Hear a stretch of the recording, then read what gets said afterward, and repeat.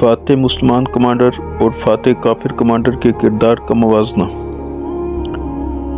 1099 میں بیت المقدس کا شہر عیسائی صلیبی جنگجوؤں کے قبضہ میں آ گیا۔ شہر پر قبضہ کے بعد جو قتل و غارت گری ہوئی، اس کے بارے میں معروف تاریخ دان ابن اسیر فرماتے ہیں، مسجد اقصیٰ میں فرانس کے فوجیوں نے 70,000 لوگوں کو قتل کیا، جن میں بڑی تعداد ان مسلمان اماموں اور علماء کی تھی جو اپنا گھر بار چھوڑ کر جہاں تنہائی میں زہد و تقوی کی زندگی گزارنے آئے تھے۔ فرانسیسیوں نے مسجد اقصیٰ کے گنبد پر چڑھی ہوئی چاندی کو بھی اتار دیا اور چاندی کے وہ شمعدان بھی جو مسجد اقصیٰ کی زینت تھی وہ بھی اتار لی۔ ایک عیسائی نے جو اس سارے منظر کا گواہ تھا، اس نے بعد میں بیت المقدس کے قبضے کے بارے میں لکھا۔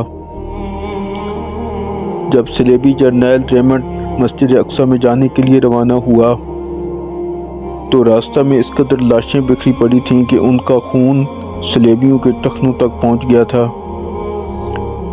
اسی طرح سرب فوجیوں نے 4 لاکھ افراد کو قتل کیا، عراق میں 10 لاکھ افراد کو قتل کیا، اور فلسطین میں بھی قتل عام جاری ہے۔ یہ ظلم مسلمان ہی سہ رہے ہیں۔ نو مسلم مس ریڈلی کے ساتھ کیا ہوا اور عافیہ صدیقی کے ساتھ کیا ہو رہا ہے؟ پہلی صلیبی جنگ کی کامیابی نے صلیبی جنگجوؤں کی ہمت افزائی کی اور انہوں نے 1144 میں دوسری صلیبی جنگ کا آغاز کیا، لیکن اس کے کوئی خاص نتائج نہ نکلے۔ جب تیسری صلیبی جنگ ہوئی تو اس وقت مسلمان ان حملوں کے لیے تیار ہو چکے تھے۔ اب سلطان صلاح الدین ایوبی کی افواج اس قدر قابل تھیں کہ وہ حملوں کا جواب دے سکیں۔ چنانچہ 1187 میں سلطان صلاح الدین ایوبی کی افواج نے صلیبی جنگجوؤں کو شکست دے کر بیت المقدس پر دوبارہ قبضہ کر لیا۔